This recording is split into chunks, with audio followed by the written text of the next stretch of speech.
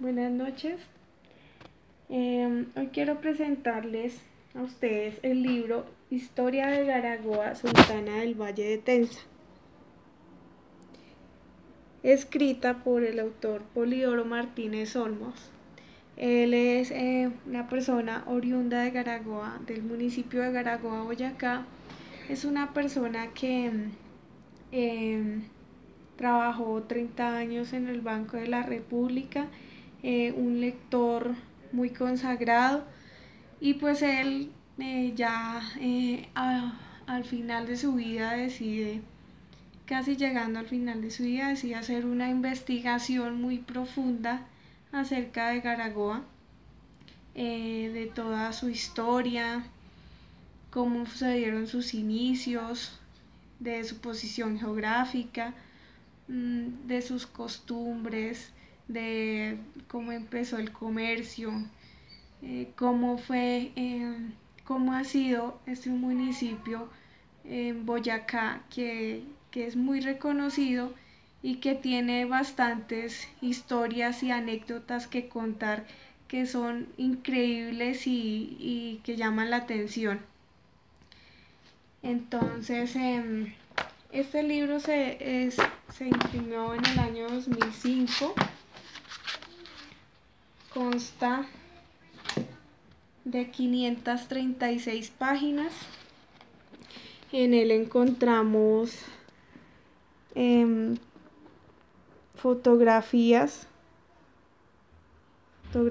propias del municipio y de todas las historias que van contando.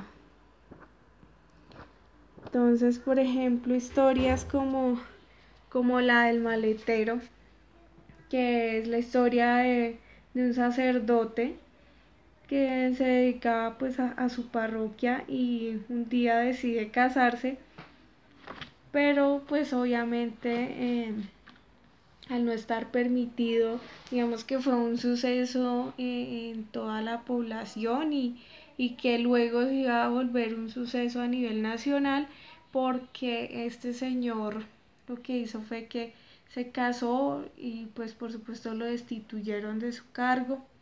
Luego de esto, el señor, su esposa lo dejó, luego él se fue a la ciudad de Bogotá a estudiar, pero entonces resulta que 2 meses después apareció una maleta en Cali, y al ser destapada esta maleta se dieron cuenta que era un cuerpo picado en pedazos. Entonces finalmente se descubrió que era el cuerpo del sacerdote y realmente fue un misterio saber qué había pasado con él, pero fue así como terminó esta historia que pues trágica, pero marcó mucho la historia de Garagoa, ¿no? Historias como esa y por ejemplo otras como las campanas del diablo, que fue cuando se desaparecieron las campanas de la iglesia, de lo alto de la iglesia, y después aparecieron, dicen que fueron los pies del diablo pintados de cuando se llevaron las campanas. Son muchas historias y mitos y leyendas que son muy interesantes de leer y que le generan a uno mucha curiosidad, y de verdad que es muy recomendado para leer, así no sea la gente de Garagoa. Es un libro que llama la atención por lo fantástico de sus historias, entonces lo recomiendo mucho. Gracias.